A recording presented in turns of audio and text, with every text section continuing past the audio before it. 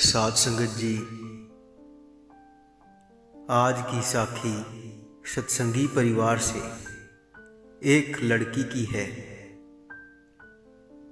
यह एक ऐसी सच्ची दास्तान है जो कि संगत में से किसी द्वारा साझा की गई है, जो आज मैं आपसे साझा करने जा रहा हूँ। तो आइए बड़े ही प्रेम और प्यार के साथ आज का यह प्रसंग श्रवण करते हैं।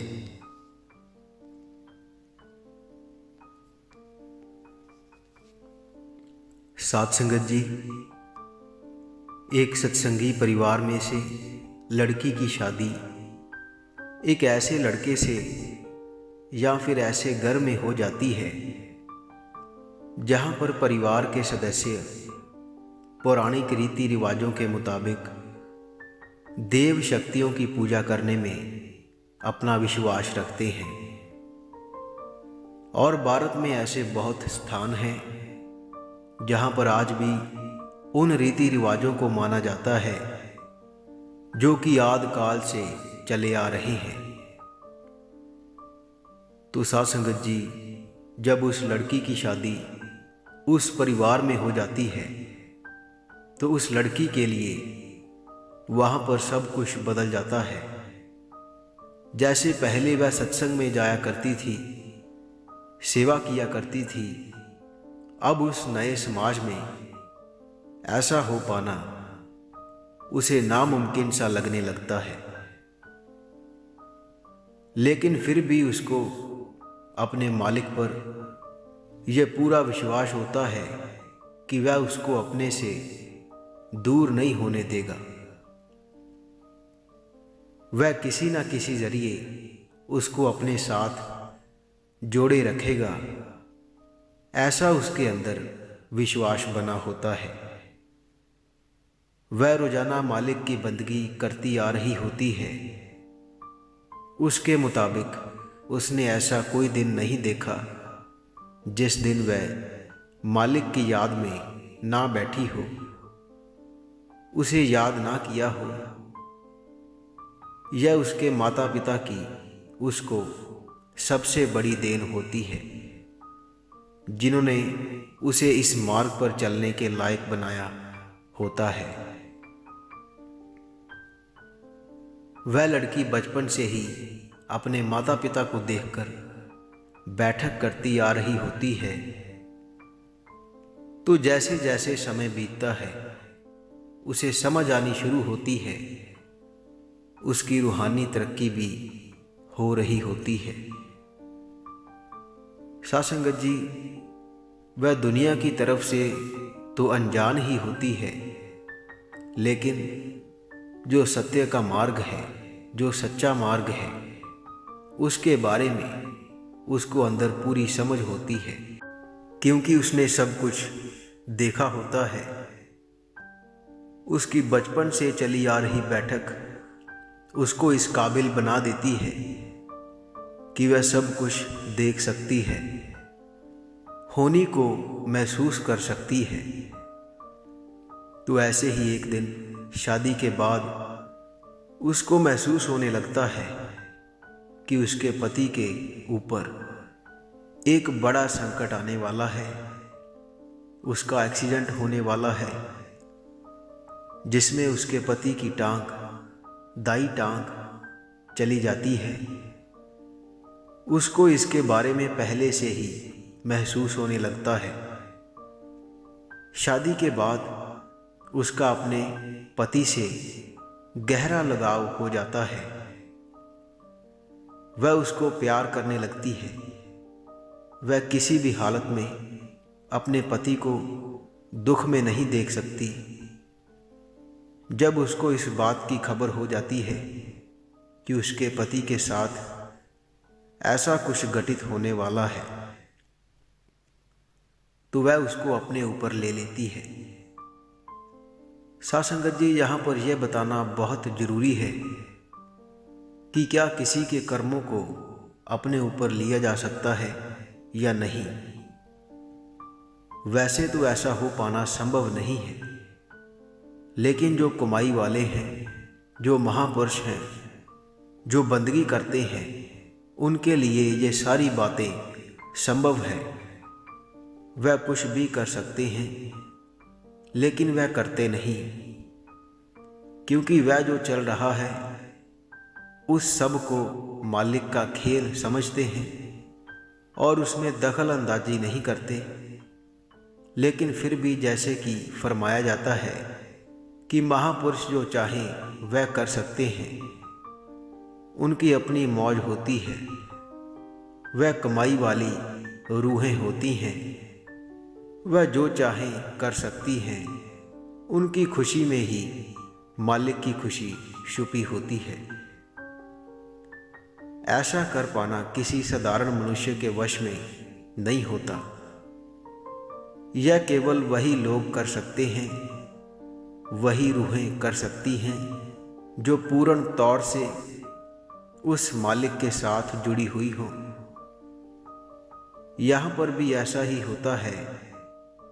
जब वह लड़की अपने पति की सारी मुसीबत को, उसके कर्मों को अपने ऊपर ले लेती है, तो उसकी तबीयत बिगड़ जाती है और वह सीढ़ियों से गिर पड़ती है, जिसके कारण उसकी दाईं टांग फ्रैक्चर हो जाती है और डॉक्टर उसे 2 महीने के लिए बेड रेस्ट बताते हैं। लेकिन ऐसा नहीं होता। उसकी दाईं टांग की हालत दिन ब दिन खराब होने लगती है, दर्द बढ़ता जाता है। सासंगत जी, कर्मों का हिसाब तो देना ही पड़ता है। इस संसार में कोई भी जीव ऐसा नहीं है जिसके कर्म ना हो। सभी के अपने अपने कर्म हैं। कर्मों के अनुसार ही सभी ने ये मनुष्य देह पाई है और सभी अपने अपने कर्म भोग रहे हैं। जिसने जैसे कर्म किए होते हैं उसको वैसा ही फल मिलता है। अगर कुछ भी हमारे साथ घटित होता है, चाहे वह अच्छा हो चाहे बुरा हो, यह सब कर्मों का ही लेना देना है। इसको हम नज़रअंदाज नहीं कर सकते। कर्मों का हिसाब किताब तो देना ही पड़ता है। तो ऐसे ही इस लड़की ने अपने पति के कर्मों का हिसाब अपने ऊपर दिया। तो जब उसकी दाईं टांग ठीक नहीं होती, उसमें रोजाना दर्द बढ़ने लगता है, तो उसका पति इस बात को लेकर चिंतित होने लगता है कि कहीं यह समस्या ज़्यादा बढ़ ना जाए। तो वह उसको सभी जगह लेकर जाता है, सभी के पास उसको दिखाता है, लेकिन सभी डॉक्टर एक ही बात कहते हैं कि हम इनको केवल बेड रेस्ट बोल सकते हैं और इसका कोई इलाज नहीं है। लेकिन दर्द कम नहीं होता। तो फिर उसके पति के पास कोई और चारा नहीं बचता। वह अपने घर वालों के कहे अनुसार, जहाँ वह अपने गांव में अपने बाबा के पास, जिसमें उसकी श्रद्धा होती है, जिनको वह मानता है, उनके पास जाता है और उनको जाकर अपनी हालत बताता है, अपना दर्द उनके साथ साझा करता है और उनको कहता है कि मैं तो इतनी पूजा पाठ भी करता हूँ, लेकिन फिर भी मेरे घर में दुख क्यों है। तो बाबा उसे कहते हैं कि जाओ, अगली बार जब तुम आओगे तो अपनी पत्नी को अपने साथ लेकर आना, फिर मैं तुम्हें कुछ बता पाऊंगा। तो जब वह घर जाता है और सारी बातें अपनी पत्नी को बताता है, तो उसकी पत्नी वहां जाने से मना कर देती है। सासंगत जी, क्योंकि उसे पता होता है कि यह कर्मों का ही दुख है जो मैं भोग रही हूँ। किसी के पास जाने से कुछ कम नहीं हो सकता, यह तो भुगतना ही पड़ेगा। यह समझ उस लड़की को पहले से ही होती है, लेकिन फिर भी उसका पति अपनी जिद मनवा लेता है। उसको अपने साथ लेकर अपने बाबा के पास जाता है और जब वह दोनों वहाँ पर जाते हैं तो वह बाबा जब उस लड़की को देखता है तो वह धीरे धीरे से उसे समझना शुरू करता है। उसको सब कुछ दिख जाता है। सासंगत जी, इस संसार में जो भी कोई जिस तरीके से उस मालिक की बंदगी में लगा हुआ है वह सब कुछ देख सकता है। उसको अपनी और दूसरों की सारी खबर होती है कि कौन कहाँ तक पहुँचा है, कौन कितनी कमाई वाला है।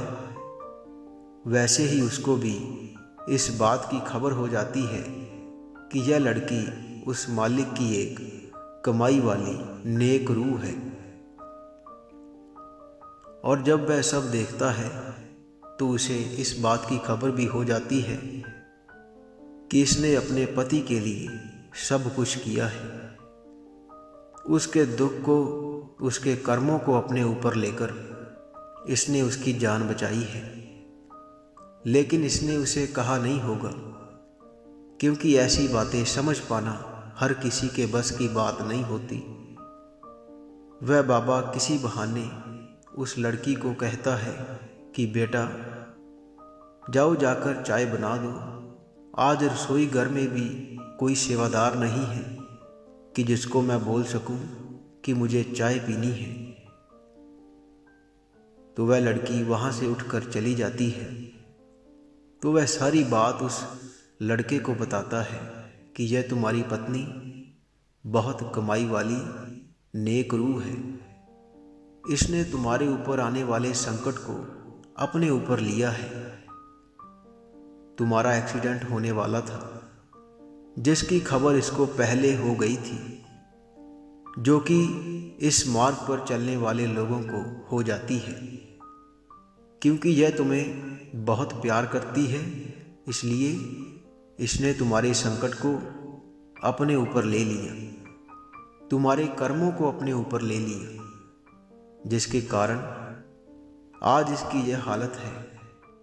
और मुझे ये पक्का विश्वास है कि इसने तुमसे कुछ भी साझा नहीं किया होगा, इसके बारे में कोई जिक्र नहीं किया होगा। तो वह लड़का कहता है, जी हाँ, मुझे इसके बारे में कुछ भी मालूम नहीं। तो वह बाबा कहते हैं कि इस मार्ग पर चलने वाली रूहें जानती होती हैं कि ये कर्मों का हिसाब किताब है, इसलिए इसने तुम्हारे साथ यह सब कुछ साझा नहीं किया, क्योंकि इसे पता था कि तुम समझ नहीं पाओगे। लेकिन मैं तुमसे फिर यही कहूँगा कि इसने तुम्हारे संकट को अपने ऊपर लिया है, जो कि एक बहुत बड़ी बात है। ऐसा कर पाना हर किसी के लिए संभव नहीं है। और फिर यह तुमसे प्यार करती है। तुम्हें परमात्मा का शुक्रगुजार होना चाहिए कि तुम्हें ऐसी पत्नी मिली है। तो जब ये बात उस लड़के को मालूम होती है, जब उसे ये सारी बातें समझ आ जाती है, तो उसकी आंखों में से आंसू आ जाते हैं। और जब वह चाय बनाकर लेकर आती है तो वह उसे गले से लगा लेता है और उसके आगे हाथ जोड़कर उसका धन्यवाद करने लगता है। लेकिन उसे कुछ बताता नहीं कि उसे क्या पता चल गया है। बस उसे गले से लगाकर रोने लग जाता है। साथ संगत जी, इसी के साथ हम आपसे इजाज़त लेते हैं। कल मिलेंगे ऐसे ही एक रूहानी संदेश के साथ। अगर आप रोज़ाना रूहानी विचार और रूहानी साखियाँ सुनना पसंद करते हैं तो आप इस चैनल को सब्सक्राइब कर लीजिए और साथ ही बेल आइकन पर भी ज़रूर प्रेस कीजिए, ताकि हम जैसे ही नई वीडियो अपलोड करेंगे उसकी नोटिफिकेशन आप तक पहुंच जाया करेगी।